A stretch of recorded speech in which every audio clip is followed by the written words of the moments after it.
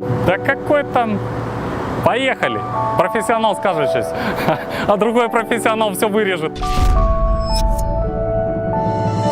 Привет, друзья! С тех самых времен, когда у меня был смарт, на котором был шильдик Brabus, я мечтал о серьезном автомобиле с таким же точно шильдиком.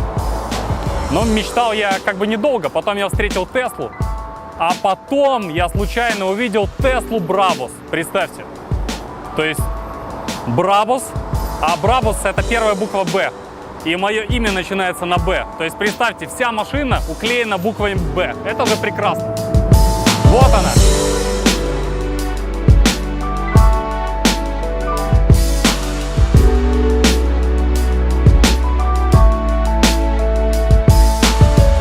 Итак, я сижу в самой дорогой Тесле 2015 года среди всех тех, на которых я ездил.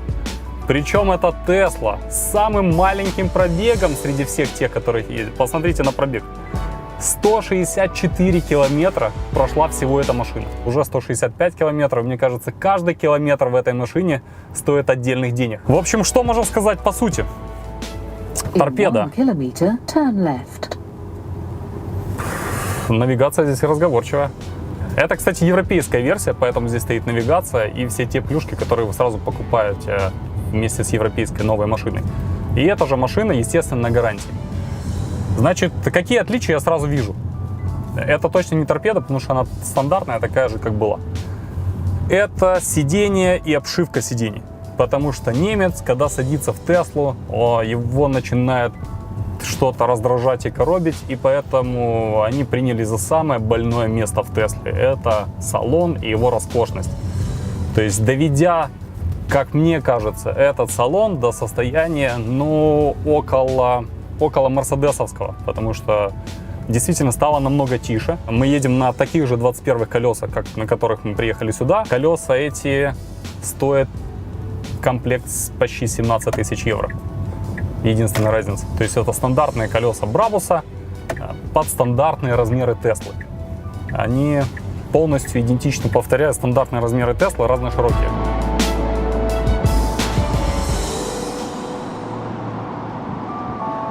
Эти машины одного и того же 16 года. Одна машина, на которой приехал я, и она немножко в пыли. А другая очень надраенная машина, которую мы выкатили с этого прекрасного автосалона Менсери, который находится в центре Киева. И разница между ними в 2 раза. То есть вот эта машина стоит ровно в 2 раза дороже, чем эта, при схожих технических характеристиках. То есть это P90D, а это P85D. Обе по 700 плюс лошадиных сил, просто сколько здесь плюс лошадиных сил, никто не знает. Вроде как тут установлен дополнительный пакет, какой-то пакет увеличения мощности. И мне, и, наверное, вам очень интересно, за что все-таки мы заплатим еще одну Теслу. Итак, давайте по порядку. Первое, что нам бросается в глаза, и это очевидно, это обвес Brabus. Что такое обвес Brabus? Это карбоновые детали, которые они установили туда же в стандартный бампер. То есть заменили люверсы стандартные, поставили дополнительно карбоновые, убрали весь хром.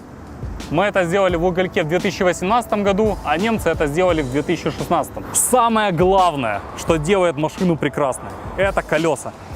Вот они, 21-е колеса. Шикарно в том, что они в том же самом рисунке, в котором и стандартные все колеса. Но у Брабуса не было просто колес такой ширины, поэтому они делали специально под заказ, специально для этой машины, и поэтому шильдик висит об этом говорящий. Вот он. Platinum Edition, елки-палки. И Б на ниппелечке, Б тут.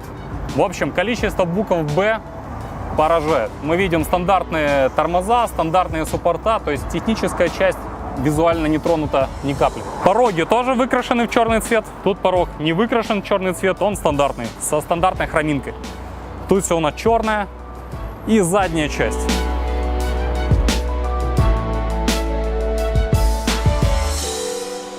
Снизу бампер. Как эта штука называется? Диффузор? Задний сплиттер. Называйте это как хотите. Но это тюнинг, это выглядит иначе, это выглядит круто, это позволяет вам начать искать какие-то шильдики. И шильдик тут есть. Вот, пожалуйста, Brabus. Красиво, очень красиво сидит. А вот шильдика P85D уже тут нету, потому что если есть шильдик Brabus, то само собой разумеющееся, что как бы машина непростая. И сверху у нас спойлер.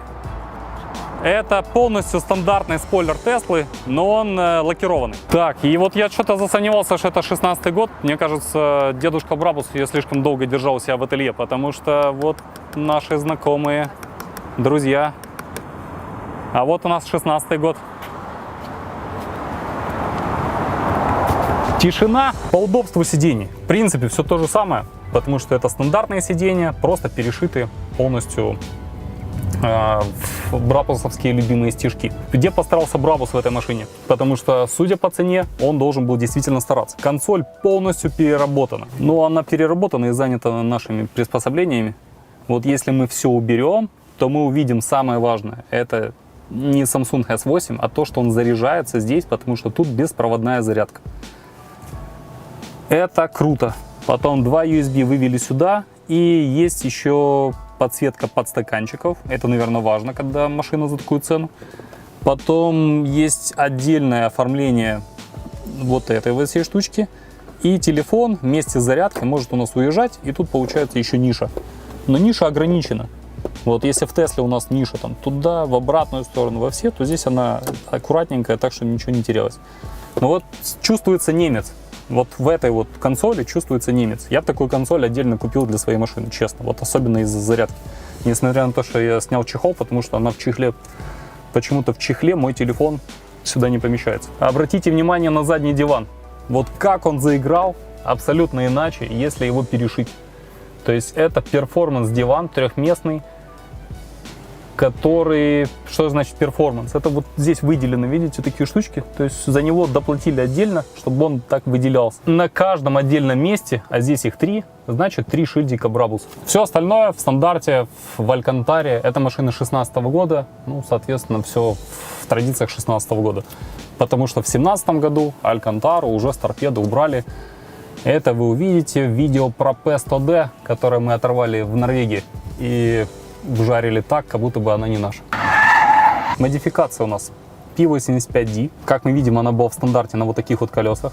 Естественно, купили колеса самые дешевые для того, чтобы заменить их на очень-очень дорогие. Мне кажется, это самые дорогие колеса, которые можно поставить на Теслу в принципе. Также есть мнение, что эта машина доработана технически и программно увеличена мощность ее с 700 лошадиных сил до 750. И разгон составляет по некоторым пресс-релизам это 2,8-2,9 секунды. Что у меня лично вызывает сомнения, но проверить мы не можем, так как машина эта настолько редкая, что, в общем, дорого будет, если вдруг что-то пойдет не так. Когда мы говорим про роскошь, нельзя обойти в салоне коврики, потому что коврики один к одному такие же, как сиденья. И мои ноги еще никогда не топтали дорогущий коврик Брабуса светло. Какого цвета этот салон? Я вот просто не могу. Мне он казался серым, теперь мне кажется каким-то голубоватым. Это из-за панорамы, из-за тонировки. А какого цвета он? Как твое мнение? Белый. Белое, да? Он либо серый, либо голубоватый. Но он точно... Это напишите в комментарии. Это тонировка. Она машина не тонирована. Да, крыша, оттенок. В комментарии напишите, насколько глубок дальтонизм у Данила. Потому что он точно не белый. Вот это можно, это с гарантией. Сейчас мы тут добавим подсказочку, она будет сверху справа. У кого дальтонизм лучше, у меня или у тебя? И люди смогут голосовать. Это где-то они будут голосовать? На ютубе прям. А, можно, да. Надо же, почему они уже проголосовали. Блин, но только не спецэффект.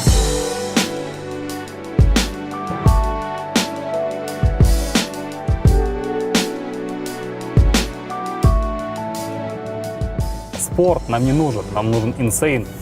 Безумие немножко, правильно?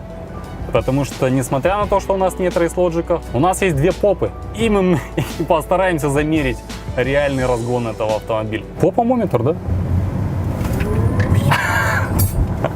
быстрее Брабуса, чем эта машина. Не знаю, добавили они мощности в эту машину или нет, но быстрее Брабуса, чем эта Тесла, которая наваливает с 0 до сотни, нету точно.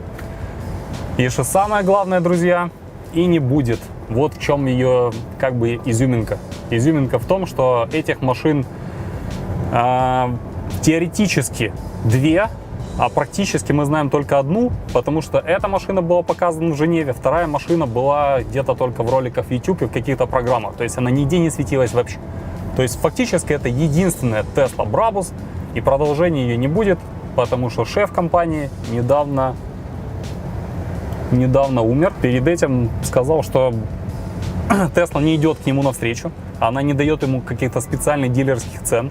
Поэтому стоимость этой машины обусловлена тем, что он ее купил в салоне, как покупаем мы, плюс добавил кучу разных технологий, салон, диски и так далее, что умеет делать Brabus.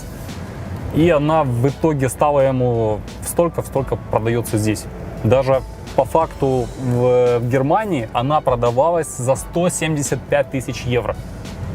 Вдумайтесь в эту цифру. 175 тысяч евро — это навскидку сразу больше 210 тысяч долларов. Ты понимаешь, что коцка одна на этом диске, и вот ты работаешь бесплатно до конца 2021 года. Ты и так работаешь бесплатно.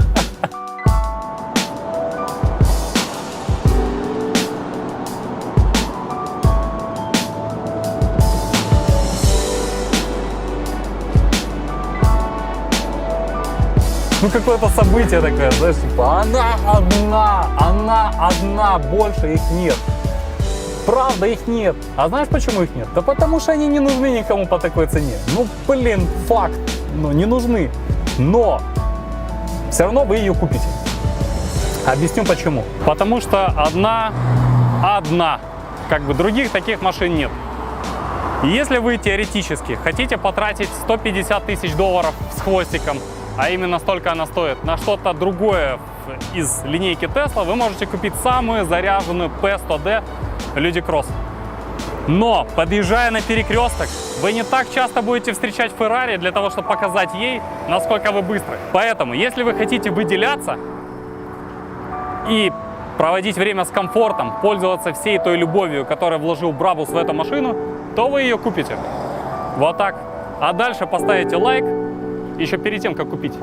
И подпишитесь на канал. Увидимся. Пока.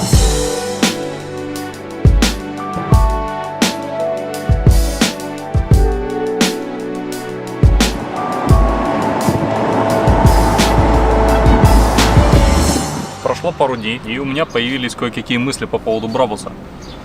Честно говоря, после того, как садишься в стандартную машину, так или иначе понимаешь, что ты сидишь в стандартной машине, а не в той машине, которая в единственном экземпляре. Осталась, наверное, последняя. И как часто вообще вы сидите в машине, которая была на выставке в Женеве и которая осталась после этого полностью новая и продается? И вы наезжаете на ней первые километры. Это, конечно, ощущение необычное. И вот весь этот букет эмоций я сейчас попробую передать вот в этот странный поступок.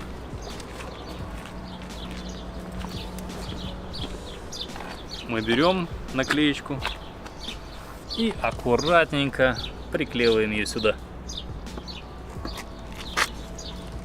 Не то чтобы что-то конкретно поменялось в этой машине, но теперь мне легче с ней жить.